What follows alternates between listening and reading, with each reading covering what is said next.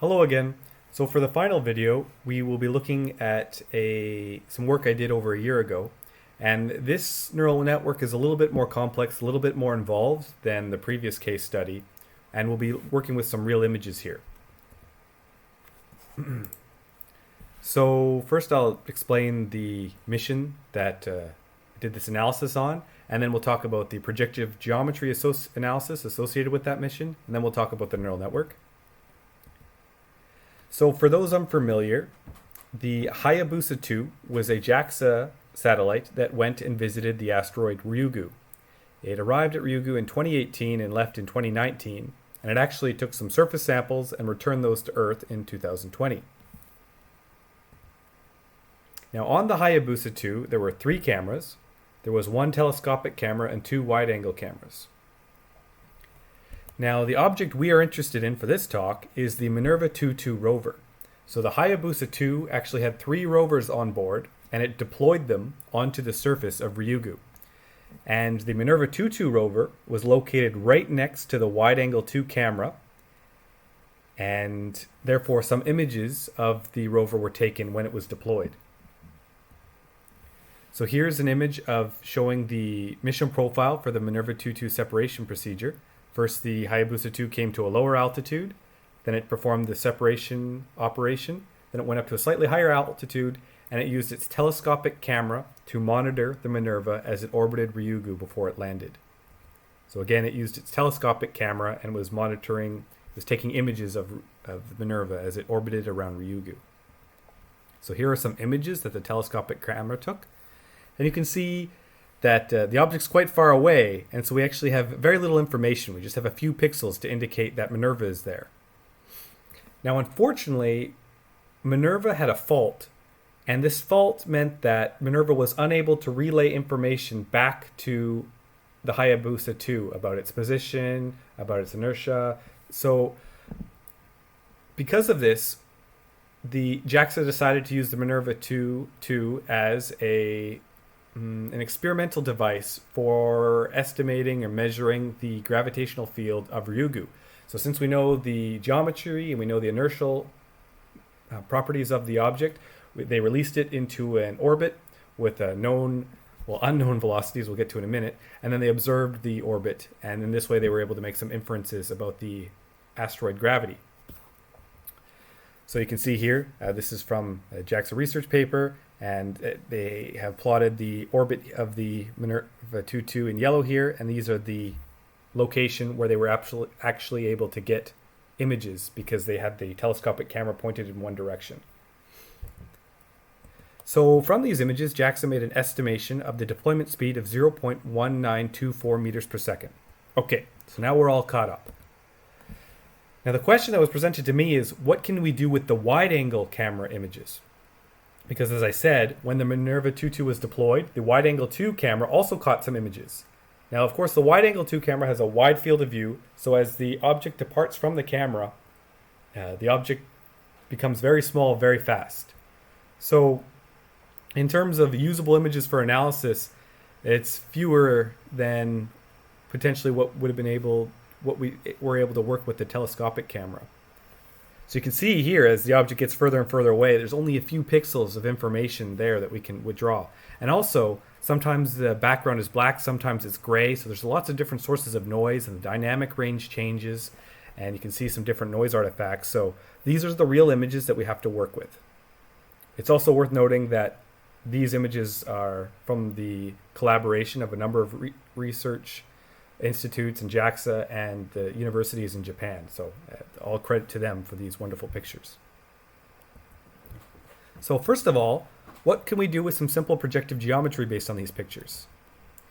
Well, we do know the target we're looking at. We know its geometry, and we're working with a monocular camera system. So theoretically, since we know the size of the object, we'd be able to do some triangulation. If, for example, we chose an edge or chose a feature, what can we do with this information? Well, if we chose an edge, for example, theoretically we can form a triangulation on the 2 points in that edge and how far it is from the camera. We'd be able to calculate that. However, because we don't know the attitude or the pose of the object with respect to the camera, we can't tell how that edge is oriented with respect to the camera. Is it oriented like orthogonal? Is it oriented at an angle? Any number of these different orientations, when they're projected onto a 2D image, will appear to have the same length line. So a single line is not enough for us to do any triangulation. Now we can do some triangulation with perhaps 3 points, or maybe take a plane because we know the size of the panel. But as we saw from those previous images, the object departs from the camera really quickly, and it becomes extremely difficult to identify even a single point on the target very quickly. So while we could do this for the first couple images, that's not good enough for the later images if we want to have a longer term to observe this target instead of the first, say, 9 seconds or so. So instead, I modeled the target as a sphere to see what I could do just with an estimation of. So that way, no matter what orientation the target's in, I'm just taking 2 points on the image that are furthest apart, and then over all the courses of different images, those will average out to be relatively approximate. So let's see what happens here. In the top right, you can see my position estimations from each image based on taking 2 points and estimating the distance from the camera. And then I do a least squares regression, which I show on the bottom. And you can see we converge to a value about 0.19. And in fact, we estimated the velocity to be 0.1908 meters per second. So that's not too bad. Few decimal points off of JAXA. But it's worth noting that both JAXA's method and this sphere modeled projective geometry method, neither of these have pose estimations. So now we can jump into our neural network approach and see what more information we can glean out of this. So as we talked about previously, there's generally 2 convolutional neural network approaches. One is the straight shot, and that's what we used in the last video, where we just input an image and we output the estimated pose. There's also the landmark approach, where we input an image and we take out landmarks. So if we have, say, like an object, and we give the camera an image of this object, maybe the neural network will say, here's a landmark, here's a landmark, here's a landmark, here's a landmark. And then when we have those landmarks, we can take a known geometry and then we can try and fit it to those landmarks. And this is called a landmark matching approach. And this is what we'll use for this case. So first we need data. We always need data when we're training our neural network. So let's take a look at some of the real images first and see how can we create some data. So we look at the real images and we see that there's some sensor saturation. We can see the background changes color. So there's a dynamic range change. We can see that the targets have very low resolution sometimes. We can sometimes see that noise artifacts are blocking the target. There's some background particles. There's even pixel streaking, which would be associated with the camera sensor overloading. And there's some blurring, of course, due to motion. So we've got a lot of different sources of noise here that we should try to replicate if we're going to train a neural network. Okay, so the first thing I did is I rendered the model in SolidWorks, so just the geometry. And then I applied some lighting in SolidWorks as well, a directional light source. So I took different poses of the object and applied some different lighting from different angles. And then I modified the render. I applied some different blurring filters. I applied some streaking effects. I also added my own image artifacts. I adjusted the dynamic range of the image. I did everything I could think of that I had observed in the real images. And so on the right now, you can actually see a video of real images that I made of the target, very similar to the Minerva. So on the top left, you can see the SolidWorks render initially, and then how I modified it in MATLAB, and then the comparison to a real image. And on the bottom, you can see histograms of all those. Okay, so now we have a data set. What do we do with these images? Well, what I trained the neural network to do is we input an image, and here's a fake image, a rendered image that I created, and then we train the network to output a heat map.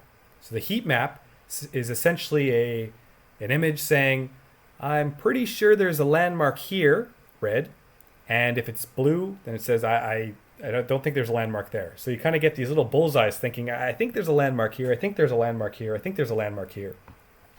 So the loss function we were using is down here on the bottom right, where we have the heat map, HI, minus the estimated heat map, or the output heat map from the network, which is HI star.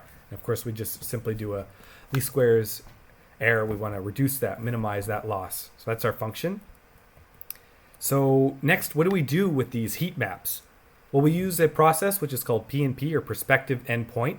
And this is a mathematical optimization process of fitting a number of points, we need more than 3, to a known geometry. So this isn't a neural network. This is a mathematical process, which unfortunately is out of the scope of this talk. There's several algorithms that exist, but if you have MATLAB, you actually have access to a P&P function, and that's estimate world camera pose. So here we have a heat map. Now let's see what can we do with this information.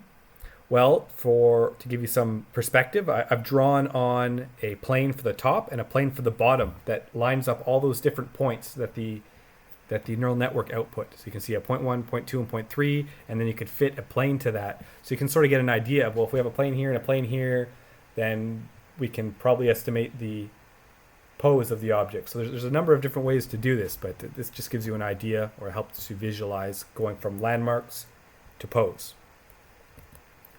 So again, on the left, we have some simulated images, and on the right, we have my pose estimations for the real images. So you can see I've zoomed in on all these images, but even the bottom right one, where the object is quite far away from the camera, we have a decent estimate of the orientation of the object. So the neural network, this is quite exciting because we only had about 25 usable images, and we were able to create a completely rendered data set and then transfer learn or apply that to these real images. So what were the results? Well, again, JAXA's estimation of the deployment velocity was 0.1924 meters per second. And with this neural network, we got a velocity estimation of 0.1934 meters per second. So we're only off by 0.001 meters per second. That's pretty cool. And that's pretty impressive as well, I think, when you consider that we're only using maybe 15 to 20 images from a wide-angle camera versus JAXA with its long-term monitoring of the orbit using the telescopic camera. So if you combine these two methods, maybe we can improve the accuracy even more. But the even more exciting thing is we have pose estimations for these images. So theoretically, you could estimate the tumbling of this object as it is also orbiting. That's a bit difficult with the frame rate that we had because it only took an image every 3 seconds. But in the future, if you were interested in this sort of information, you could optimize your photo capture to obtain this type of tumbling motion. So to wrap it up, despite low resolution, significant noise, and a tiny data set, we only had a couple images with lots of different noise, we were able to estimate the location and pose of the rover. And our velocity estimation was quite good. It was very close to JAXA's orbital analysis. And if you're interested in the paper, that's at the bottom of the screen. So that wraps up what I'm going to talk about. Thank you very much for your attention, and I look forward to seeing you during the Q&A.